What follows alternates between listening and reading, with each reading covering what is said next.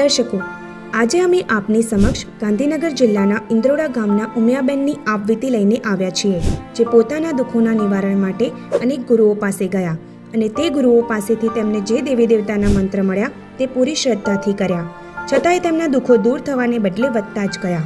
તેમનો મોટો છોકરો વ્યસન અને બીમારીના કારણે મૃત્યુ પામ્યો. તેમના પતિ પણ દુનિયા છોડી ગયા. છેવટે જ્યારે તે ખૂબ હતાશ થઈ ગયા ત્યારે તેમને એક એવા પૂર્ણ સંતના સત્સંગ સાંભળવા મળ્યા, જે સાંભળવા માત્રથી તેમના ઘરમાં શાંતિ થવા લાગી. જીવનમાં આશાની કિરણ દેખાઈ. ત્યારબાદ શું થયું વિગતવાર જાણવા આવો સાંભળીએ તેમનો અનુભવ તેમના જ મોઢે. નમસ્કાર સત સાહેબ, તમારું નામ શું છે અને તમે ક્યાંથી આવ્યા છો? મારું નામ ઉમિયાબેન શ્રીમાળી, જિલ્લા ગાંધીનગર, ગામ ઇન્દ્રોડાથી આવી. સંત રામપાલજી મહારાજજીની શરણમાં આવ્યા પહેલાં તમે કઈ કઈ ભક્તિ સાધનાઓ કરતા હતા? સંત રામપાલજી મહારાજના શરણમાં આવ્યા પહેલાં તો અમારા કુળદેવી બ્રહ્માણી માતાની ભક્તિ કરતા હતા. પછી રામાપીરની ભક્તિ કરતા, કૃષ્ણ ભગવાનની ભક્તિ કરી. કૃષ્ણ ભગવાનની તો ખૂબ ભક્તિ કરી, પણ કંઈ બધો લાભ નહોતો મળતો. પછી શિવજીના શરણમાં જતી રહી તો મહામૃત્યુંજયના મંત્ર કર્યા. ઓમ નમઃ શિવાય મૃત્યુંજય મહાદેવ ત્રાહી મામ શરણાગતમ જન્મ મૃત્યુ જરા વ્યાધિ પીડિતમનું કર્મ બંધ. એટલા બધા મંત્ર કર્યા છતાંય દુઃખ તો દુઃખનું રહ્યું. મોટો છોકરો દારૂને આદતે ચડી ગયો. પછી એમ કરતાં કરતાં મને જાણવા મળ્યું અમદાવાદ શહેરમાં ગાયત્રી પરિવાર જે ચલાવે છે હરિદ્વારની અંદર, રામ શર્મા આચાર્યજી આવ્યા હતા. તો હું સાઈબાગને હોલની અંદર માહિતી મેળવી અને ત્યાં જઈ અને રામ શર્મા આચાર્યજીના શરણમાં મેં ગુરુ દીક્ષા લઈ લીધી. અને ગાયત્રી મંત્રના એટલા બધા જાપ કર્યા, પણ જેમ ગાયત્રી મંત્રના જાપ કરતી ગઈ એમ મારું દુઃખ વધતું ગયું. જેમ મંત્ર કરતી ગઈ એમ મારું દુઃખ વધતું ગયું. એમ કરતાં કરતાં હું બહુ જ દેવી દેવતાઓની ભક્તિ કરી. પછી તો ડાકોરમાં એટલું બધું જઈ, હું હરિદ્વારમાં 5 વર્ષ જઈ, પણ ક્યાંય દુઃખનું નિવારણ નહોતું મળતું મને. તો બેન, શું તમને આટલી બધી ભક્તિ કરી છતાં પણ કોઈ લાભ જ ના મળ્યા? ના, લાભ જ ના મળ્યો. ઉપરથી મારું દુઃખ વધવા માંડ્યું હતું. દિવસે દિવસે જેમ ભક્તિ, હું કોઈમાં ધ્યાન નથી આપતી, ખાલી મંત્ર જાપ જ કરતી હતી, કેમ કે મારું દુઃખ ઓછું થાય. પણ મંત્ર જાપ જેમ ગાયત્રી મંત્રના બહુ કર્યા તો મારું દુઃખ વધવા જ માંડ્યું. મારો બાબો હતો એક બીમાર, એને શ્વાસની બીમારી લાગુ પડી ગઈ. પછી એમ કરતાં કરતાં મારા પતિને પણ એટેક આવી ગયો. એટલે હું છે ને પછી ગણેશપુરીવાળા જે નિત્યાનંદ બાબા હતા ને એમના શરણમાં જઈ અને એમની ભક્તિ કરવા લાગી. એમાં ઓમ નમઃ શિવાયના મંત્ર જાપ કરવાના હતા, તો ઓમ નમઃ શિવાયના બહુ મંત્ર જાપ કર્યા, પણ છતાંય મને કોઈ લાભ ના મળ્યો. અને મોટો બાબો હતો તે દારૂ પી અને ઓફ થઈ ગયો. તો બેન, તમે પછી સંત રામપાલજી મહારાજજીની શરણમાં કઈ રીતે આવ્યા? પછી હું, મારા પતિ મરી ગયા એટલે મેં બધા દેવી દેવતાના ઘરમાં મંદિર હતું એની અંદરથી બધા ફોટા હટાવી દીધા અને બધાની ભક્તિ મેં બંધ કરી દીધી કે મારે કોઈની ભક્તિ કરવી નથી. કેમ કે મેં આટલી બધી ભક્તિ કરી તો મારો બાબો ઓફ થઈ ગયો, મારા પતિ મરી ગયા અને મારું મકાન છે ને એની અંદર ભૂત પ્રેતની બહુ બાધા હતી. તો મારે એ ભૂત પ્રેતની બાધા પણ નિવારણ નથી થતી. ઉપરથી મને બહુ હેરાન કરતા હતા. મને પણ મરણ શરણમાં કરી દીધી હતી.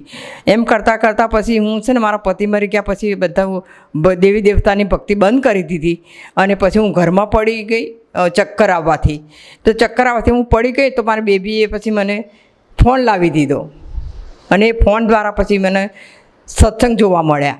બધા સંતોના સત્સંગ જોતી હતી, બધા સંતોના, સંત રોહિદાસ, રવિદાસના, દાસી જીવનના બધાના ખૂબ સત્સંગો જોયા.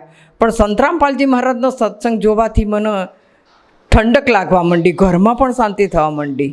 એટલે પછી મેં એમને 2 મહિના સુધી એમનો સત્સંગ ડેલી ચાલુ કરી દીધા, સત્સંગ જોવાના. મને કંઈ ખબર નથી કે સંત રામપાલજી મહારાજ કોણ છે, પણ એમનો સત્સંગ મારા ઘરમાં થઈ જાય ચાલુ એટલે ઘરમાં એકદમ ભૂત પ્રેતની જે બાધા હતી ને એ શાંત થવા લાગી. એટલે હું એમ કરતાં કરતાં હું પાડોશમાં એક બેનના ઘરે બેઠી હતી. ત્યાં અમારા એક ઓળખીતા સુરેશભાઈ આવ્યા. એ સંત રામપાલજી મહારાજના શરણ ભગત હતા. એટલે પછી આવીને બેઠા. પછી એમણે સંત રામપાલજી મહારાજની જ્ઞાન ચર્ચા કરવા લાગ્યા. એટલે પછી મેં એમને મારા મોબાઈલમાંથી ફોટો કાઢીને બતાવ્યો કે તમે આ સંત રામપાલજી મહારાજે આમની વાત કરો છો? એટલે કે હા. તો મેં કહ્યું મને એમનો સત્સંગ બહુ ગમી ગયો છે અને મારે છે ને હવે એમની ગુરુ દીક્ષા લઈને ભક્તિ કરવી છે, કેમ કે મારે સત્સંગનો ગુરુ લેવાથી સાંભળવાથી મારા દુઃખનું નિવારણ થવા લાગ્યું છે. મારા આટલા વખતથી બધી ભક્તિ દેવી દેવતાઓની કરી, બહુ જગ્યાએ ફરી પણ ક્યાંય દુઃખનું નિવારણ મારું ના થયું અને ખાલી એમનો સત્સંગ મારે સાંભળવાથી ઘરમાં શાંત થવા લાગ્યું છે. એટલે મારે એમની ગુરુ દીક્ષા લઈને મારી ભક્તિ કરવી છે.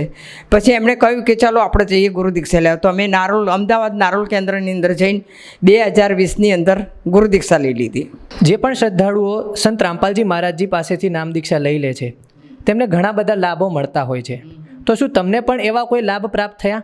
હા, મને છે ને સંત રામપાલજી મહારાજના શરણમાં જવાથી નાની હતી ત્યારથી મને સમજણ આવ્યા પછી મને મોક્ષે જવાની બહુ ઝંખના હતી, કેમ કે મને જગત ઓછું ગમતું હતું.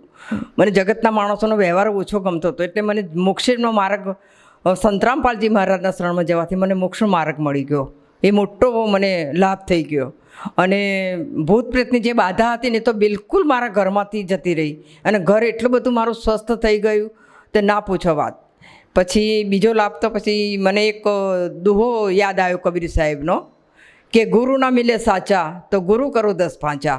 પછી મેં બહુ ગુરુ કરેલા હતા ને તોય પછી મને સંત રામપાલજી મહારાજનું શરણ મળી ગયું. મેં ગુરુ કરી લીધા ગુરુ સંત રામપાલજી મહારાજના. એ પૂર્ણ પરમાત્માની મને ઓળખાણ થઈ ગઈ કે સાચા સંત આ જ છે. આ બધા ભક્તિ કરવાથી મને બહુ દુઃખ રહ્યું પણ સંત રામપાલજી મહારાજના શરણમાં જવાથી મને સુખ મળવા લાગ્યું. એટલે મારા મનમાં ઠસી ગયું કે નહીં, સાચા સંત આ જે બધા ગ્રંથો ખોલીને બતાવે છે આંગળી મૂકીને, એટલે મને બધી સમજણ સાચી પડી છે. એટલે મને ધીરે ધીરે બધા મંત્રો કરવા લાગી, દેવી દેવતાના મંત્રો જે આપ્યા છે.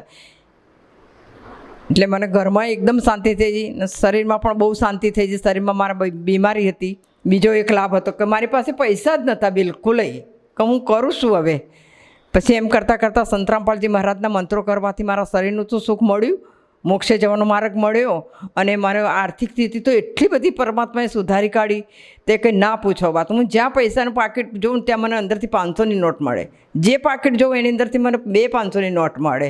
એટલે મારા મનની અંદર એટલું બધું આનંદ થઈ ગયો અને એટલી બધી મને આમ નક્કી થઈ ગયું કે પૂર્ણ પરમાત્મા કબીર સાહેબનો અવતાર સંત રામપાલજી મહારાજ જ છે, બાકી કોઈ સંતો નથી. અને એમનાથી મને બહુ સુખ મળી ગયું. તો બેન, જે શ્રદ્ધાળુઓ સંત રામપાલજી મહારાજજી પાસેથી નામ દીક્ષા લેવા ઈચ્છતા હોય તે શ્રદ્ધાળુઓને તમે શું સંદેશો આપવા માગો છો? અને જે પણ શ્રદ્ધાળુ અત્યારે તમારું ઇન્ટરવ્યૂ જોઈ રહ્યા છે તેમને પણ જો સંત રામપાલજી મહારાજજી પાસેથી નામ દીક્ષા લેવી હોય તો તેઓ કઈ રીતે નામ દીક્ષા લઈ શકે? સંત રામપાલજી મહારાજના તો હું સંદેશો ના આપી શકું, પણ હું એમને 2 હાથ જોડીને વિનંતી કરું છું કે તમે મોબાઈલની અંદર યુટ્યુબ સર્ચ કરો અને એની અંદર બોલો કે સંત રામપાલજી મહારાજનો સત્સંગ. એટલે એની અંદર તમારે છે ને સાંજે 7:30 તો સત્સંગ આવશે, સાધના ચેનલ, એ ખાસ તમારે જોવાનો. અને એની અંદર નીચે પટ્ટી આવે છે, પીળી પટ્ટી, એની અંદર નંબરો આપે છે. એ નંબરોનો કોન્ટેક્ટ કરો ને એટલે તમને બધી જાણકારી મળી જાય. અને એ નંબરના જાણકારી મળવાથી તમારે છે ને આપણા ગુજરાતની અંદર કેટલા બધા નામ કેન્દ્રો ખોલ્યા છે, એ નામ કેન્દ્રમાં જઈને તમારે ગુરુ દીક્ષા લેવાની. ધન્યવાદ. સત સાહેબ.